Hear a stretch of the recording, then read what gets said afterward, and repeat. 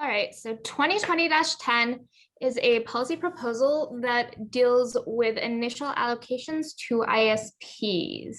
Next slide, please. And next slide. Okay, so what's important to remember here is that we're talking about ISPs that are receiving their very first batch of space directly from ARIN. These organizations can fall into two different groups. They can either already have some space that's been reassigned to them from an upstream provider, or they could just have no space at all. And currently, Section 422 treats these two groups differently. So organizations that already have a reallocation or a reassignment from an upstream provider have to show efficient utilization of that space in order to qualify to receive space directly from ARIN. If you are an organization that doesn't have any space from an upstream provider, then you do not have to show previous utilization of anything because you don't have any space already to be utilizing. Next slide, please. So this policy proposal came out of a policy experience report. There are some organizations that felt like the different burdens being applied to these two types of organizations was unfair. So remember, ARIN doesn't have this free pool to give out anymore. They have the waitlist space. And the organizations that already hold space from an upstream provider have to go through the extra hurdle of providing documentation to ARIN to show that they have efficiently utilized that space. The extra time that it takes to put all of that together and submit it means that they would get onto the wait list, a little bit later than another organization that didn't have space already, that didn't have to go through that. And there was the thought that this might provide an unfair advantage to new companies that don't have space yet. Next slide. So there you go. So the proposed text here you can read on the slide. It's basically does away with those distinctions, and organizations that already have space from an upstream provider under this proposal would no longer need to show efficient utilization of that space prior to applying for space directly from ARIN. Next slide, please. So what we would like to hear some feedback from all of you today on is whether or not you feel that the current text is unfair. Is this a problem that we really need to resolve? And if we did implement the proposed changes here, would there be any unexpected issues that might pop up? So would love to hear your feedback. I will try and pop up here. I think I popped up, but hello, Amy. Good. Are you filling in for Owen again? Is that how this works? No, I am not. Good to see you. So yes, per Amy's comments, the virtual microphones are now open. And today, it would be great if people use the raised hand as well as the Q&A section. The Q&A is great, but sometimes it is good to get a little bit interactive and hear some. So do encourage you to also make use of the raised hand if you'd like to open your mic and let the community hear from you. So again, this is just a draft policy. So feedback on whether or not you support the problem statement to be solved. You don't have to love the solution right now, but whether the AC should continue to work on this as a problem, and any feedback to the current text question. So we will give it a moment, and I see we actually have some hands up. So let's go to our first hand, Owen DeLong. Please name and affiliation once you're unmuted. Owen, I'm going to allow you to talk now.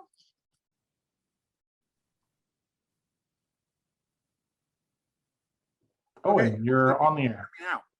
I can hear you now.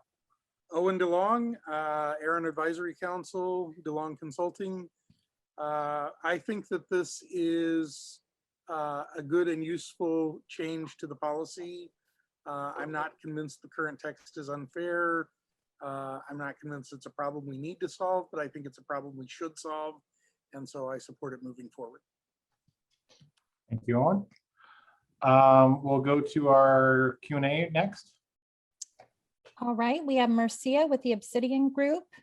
What is efficient utilization? Is it defined as to what is adequate for efficient utilization? Amy, did you want to address Marcia's question, or did you want to let staff answer that? I think I'll let staff answer that. We can probably give a more precise reference to NERPM. It is referenced to the NERPM, and I would try and reference it myself, but I learned a long time ago why take a guess when I can make John do it. Yeah, I can do that. So there's a reference in NERPM. I'm actually going to pull it up myself to make sure I get this right, because we'd rather not get something like this wrong. So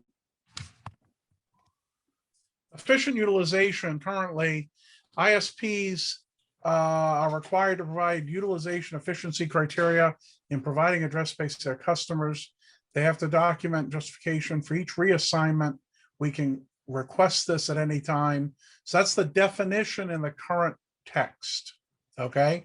And it basically says, when we go to request space, when an ISP asks for space, we will take their reassignments and we'll consider them if they can show that they allocated them to their customers. If they can't, then we don't consider that space utilized, okay? So they're supposed to make the same allocations that ARIN would make to an end user customer. When they make allocations, we can ask them for a copy of that documentation. Okay. Hopefully, Marcia, that answers your question. So thank you. We'll move on to our next in-person speaker, Lee Howard. Name and affiliation after staff opens the queue here for you. All right, Lee, you can unmute yourself. Yes, Hi, a reminder. Go ahead. Thank you. Hi, Lee, go ahead. Lee Howard from IPv4.global by Hillcrest Stream Bank. Looking at the text as currently drafted, it seems to me there's going to be some impact with the previous section in the policy manual also. 4.2.1 talks about slow start and minimum allocation.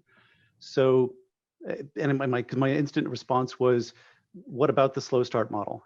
And the policy says, if you need less than a /24, then get it from your upstream provider.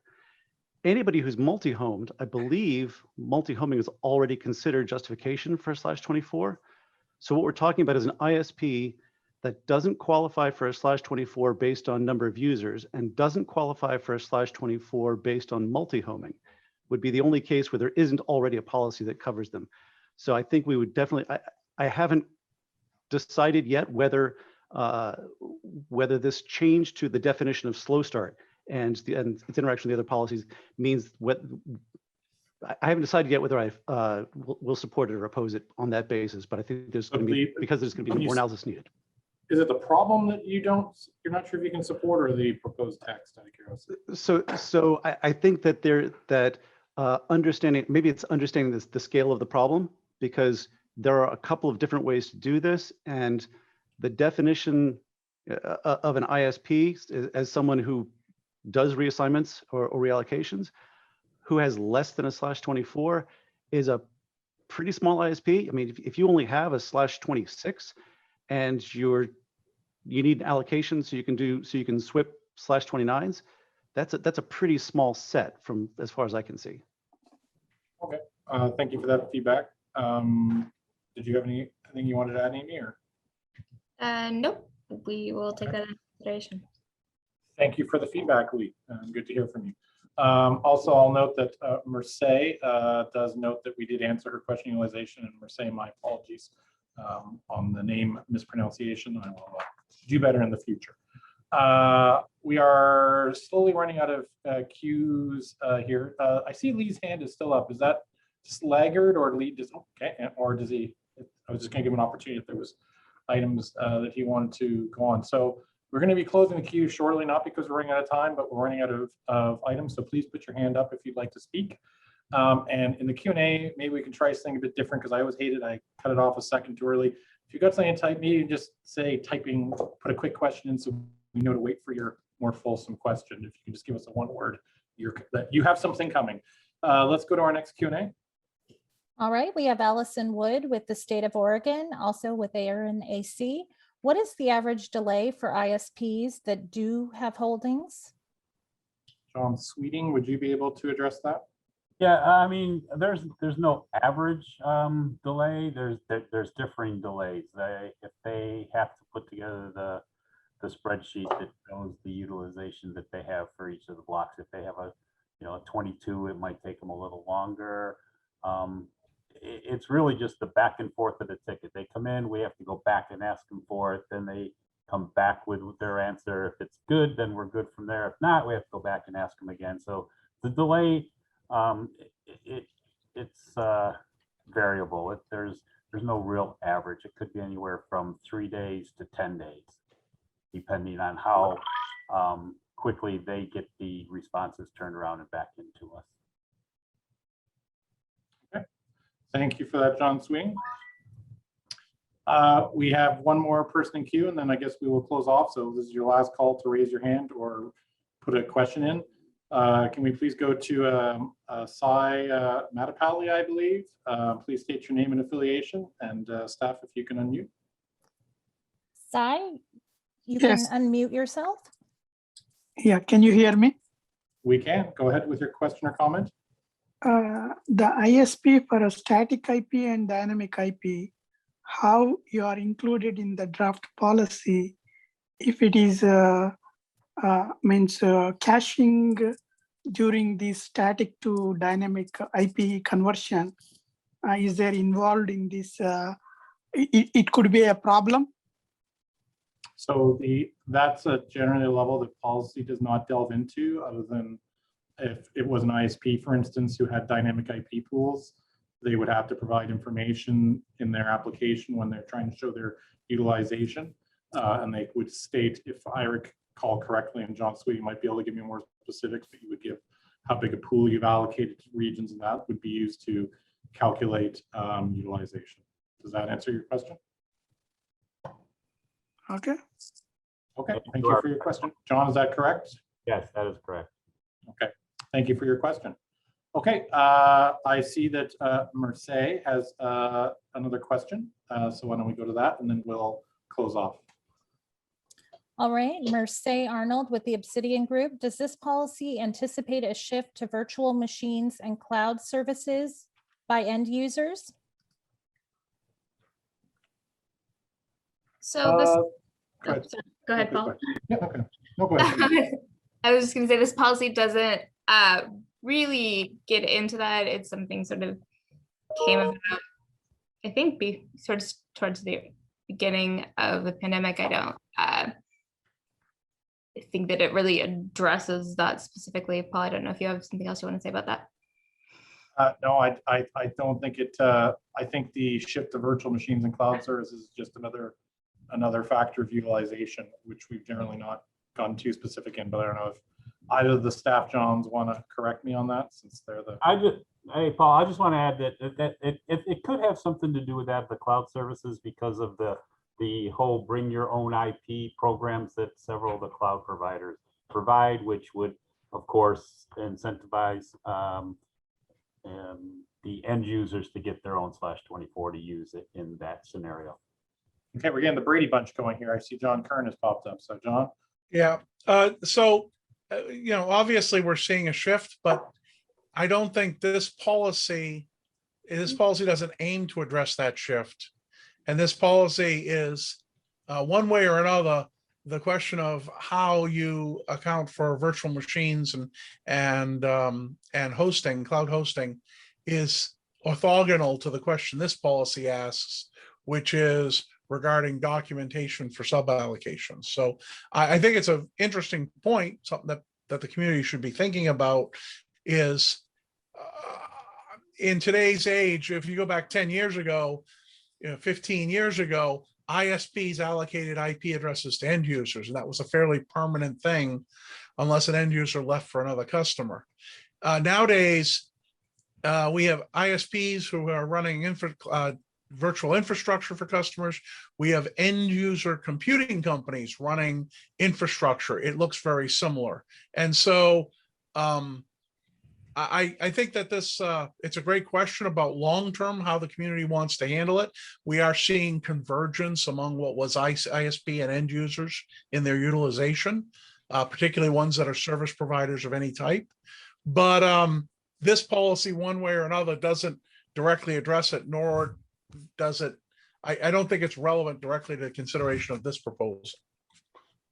Okay, thank you for that. So we're going to close the microphones now and go to our last queue, the person that got enhanced, and then we will move on to the next policy. So if staff can let Kevin Bloomberg of The Wire. All right, Kevin, you can unmute. Good afternoon, Kevin Bloomberg, The Wire. Amy, does this policy take into account the open consultation right now where end users are effectively put into the same sort of policy framework as internet providers? That's sort of part one of the question. I think if your answer is yes or no, the next question becomes, is this policy premature? Based on what Lee said earlier, I get the impression that there's a lot of edge cases. This is really dealing with free pool / waitlist, and not dealing with what's in the transfer market. And maybe this is maybe this policy needs to be looked at more holistically as when can an organization come to the waitlist for their initial allocation versus going to the transfer market. This is maybe trying to solve one very, very specific problem, but leaving out the real question that should be asked. So I'm going to take the first question, if that's okay. I mean, I'll let you palm the second one. The first one is it's the fee schedule change for end users, at least, that you referred to. And there's obviously more than that as part of the fee consultation, is really just about an amount being billed for address space being held. It really doesn't get into the policy on how ARIN determines a needs for an end user. So unless John is going to correct me, which I could be wrong, the policy, in theory, I guess the point is if there is an interpretation that this policy would impact it, I think the board would be then sending it back for clarification, because that, fee should not be impacted by policy. I know that, the only exception has been that sometimes the minimum allocation size has been opened up because people want to get access to lower fees, which is kind of more of an end run around the fee bit. But from how much people get charged, if anything, we're now eliminating the differentiation on that. John, I saw you pop up, so you might want to clarify. Paul, so I know I agree that the fee question should be kept totally separate, but what Kevin asked is a valid question. Kevin's question is this policy, which is addressing— There's two parts. You're going to the second part now, or? The second part, I guess, is what I would go. Okay, I just good. want to comment. And You're letting Amy off the hook. You're letting Amy off the hook then. To clarify on the first part, it's not about the fees that I'm talking about. It's in reference to the fact that there is now no longer potentially a distinction between ISP and end user, where we have that in policy today because of what was in the fee side of it. But I'm not talking specifically about the fees themselves, but the fact that now there is no differentiation between ISP and end user. Well, there's no differentiation in the fee table, but there's still end users from that standpoint. John? Kevin, the policy is the policy. If the policy has end users and ISPs, then we still implement end users and ISPs.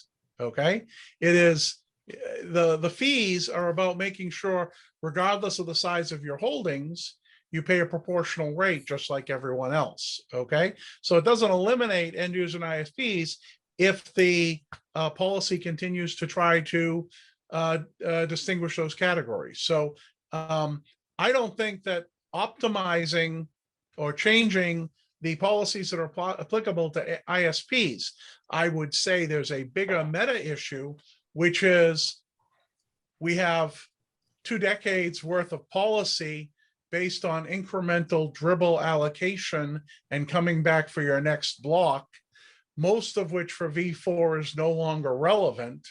And it might be good for the AC to take a fresh look, looking backwards at saying, what is the minimum policy necessary? But that's a much bigger task. As long as we have these sections of policy, the AC should continue to consider proposals to do upkeep on individual sections. And certainly, since the terms ISP and end user are rooted in 20 years of history or more, I think at this point, right, John? The fee a bit, and it is a bit tangential, but it is raised. I think lets us be more flexible to the fact that the way the industry has evolved is quite much more flexible. Amy, is there anything you'd like to add to Kevin's question? No, happy to chat later with you, Kevin. Kevin, I apologize. We didn't mean to monopolize your bit there. Thank you, Kevin, for your comment and question. Thank you for the community for their feedback. Thank you, Amy, for the presentation. She's gave you a double hitter this conference, so good to see you again. This being a draft policy, this feedback is now forwarded to the AC, and we will move on to the next policy.